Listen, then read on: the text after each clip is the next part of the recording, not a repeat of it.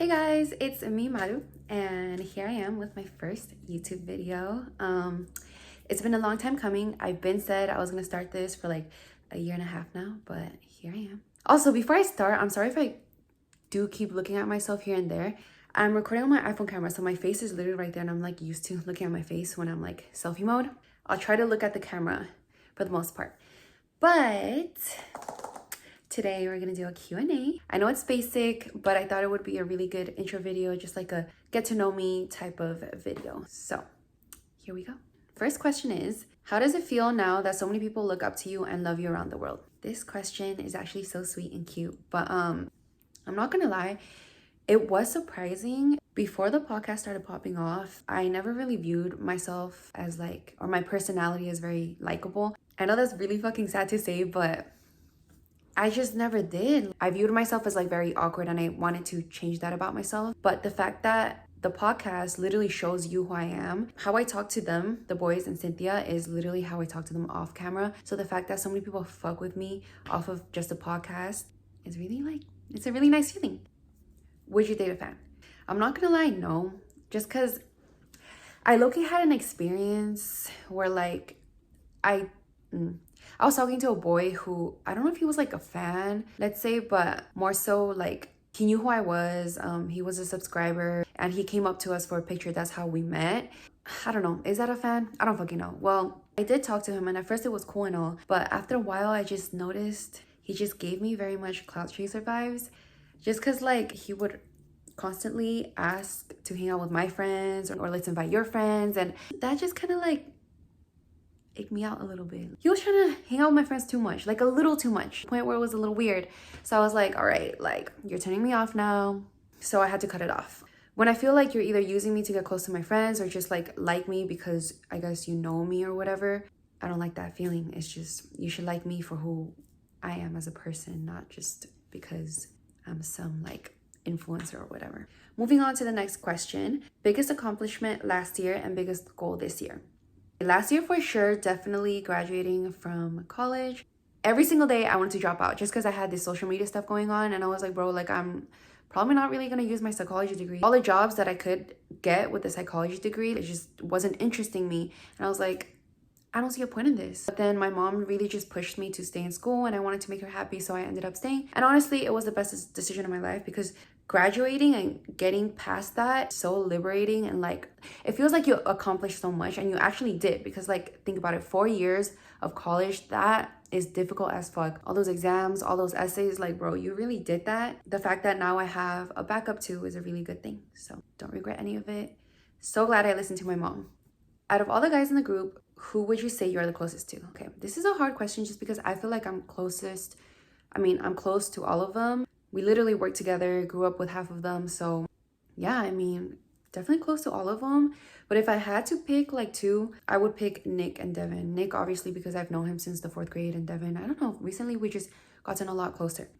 Do you like Cali, or do you want to move/travel in the future? I love California, everything about it, from the weather to the vibes to the people. And I'm so blessed to be here, but I definitely do want to travel a lot and even move somewhere for like 6 months in the future. I love traveling. I've always loved immersing myself in other cultures. So anytime I travel, that's when I feel like I'm in my zone. Some places I would definitely move for like 6 months would be like Hawaii, even like Thailand, Bali, places like that. And honestly, study life would be really nice too. Like Tokyo would be a really good place.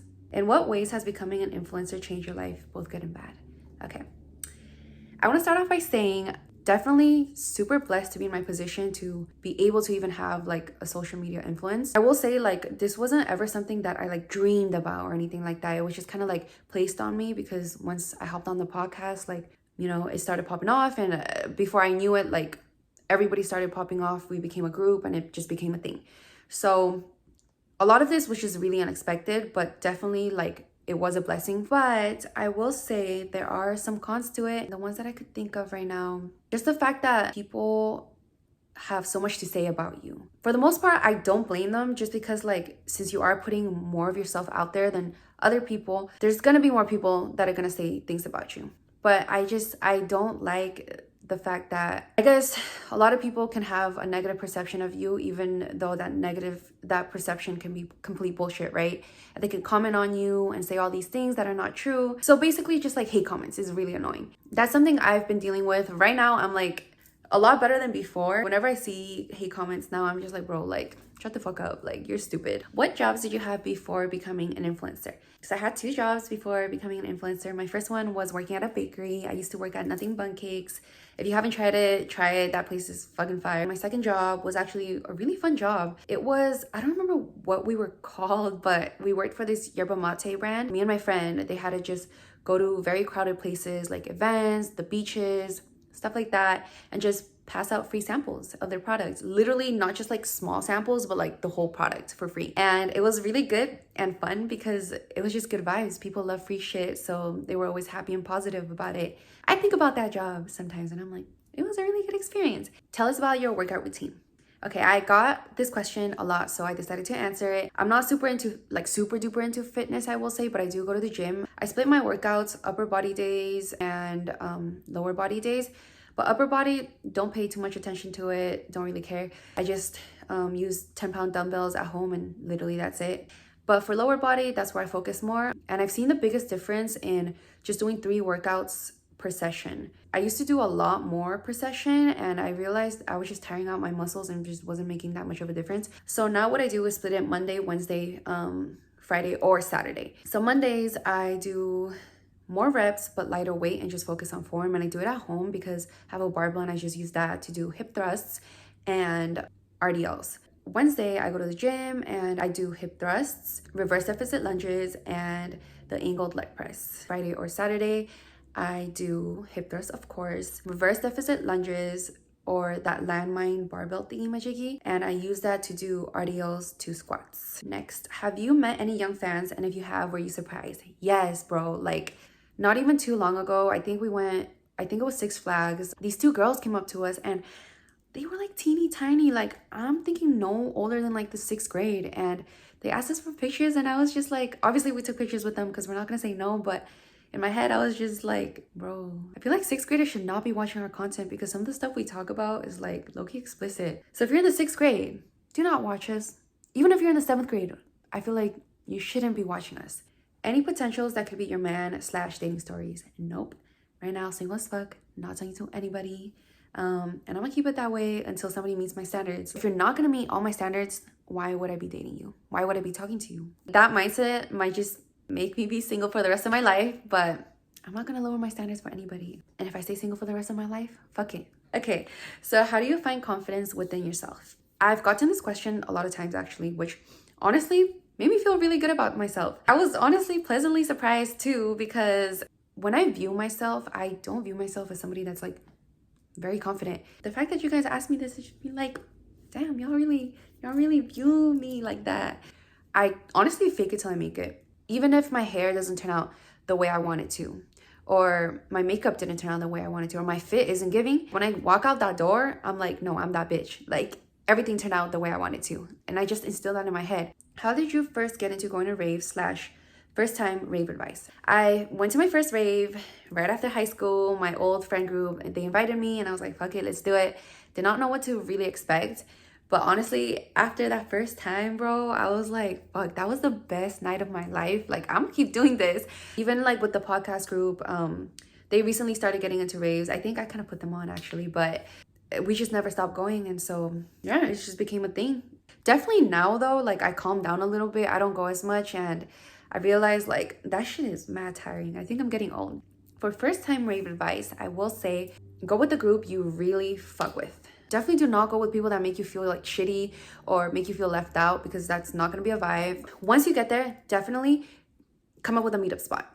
At the end of raves, usually your phone will either die or be on low battery, bro. And like once that shit is dead, like you have no way of contacting your friends if either you got lost or either you wanted to go with another group for whatever reason. So if you do that at the end of the night, you have no way to contact, right? But if you had a meetup spot, you just go there for the end of the night and you go back home with your friends.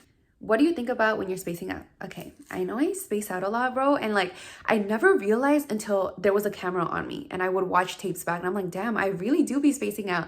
But whenever I space out, it's not that I just don't think about anything. I literally think about everything. I think I really need help, but that's literally what I'm thinking about when I'm spacing out.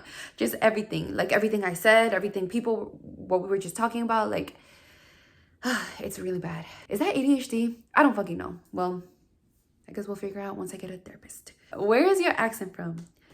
Honestly, I don't even know. Like, truly, I don't. How to deal with friends who have alcohol for fun when you're sober? Honestly, this is a really good question because I feel like I'm in that place right now. Right now, I'm trying to lay off the alcohol and like, you know, my friends are still drinking and going out almost every weekend.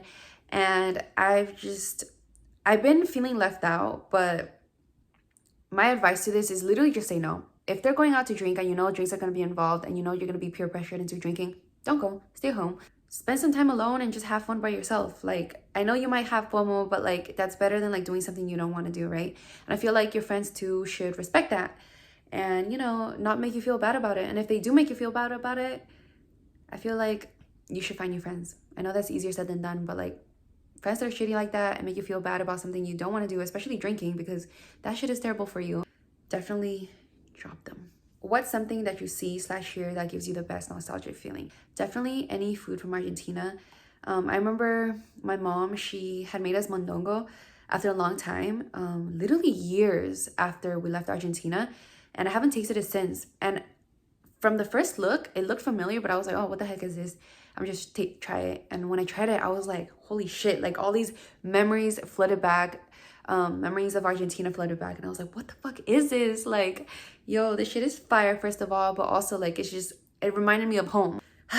Y'all asked me way too many questions about Sean. Like, it was actually kind of crazy, but I'm gonna answer just one. When did you have a crush on Sean? I answered this before and I'm gonna answer it again. I only had a crush on him when I was in junior high. Sorry to disappoint.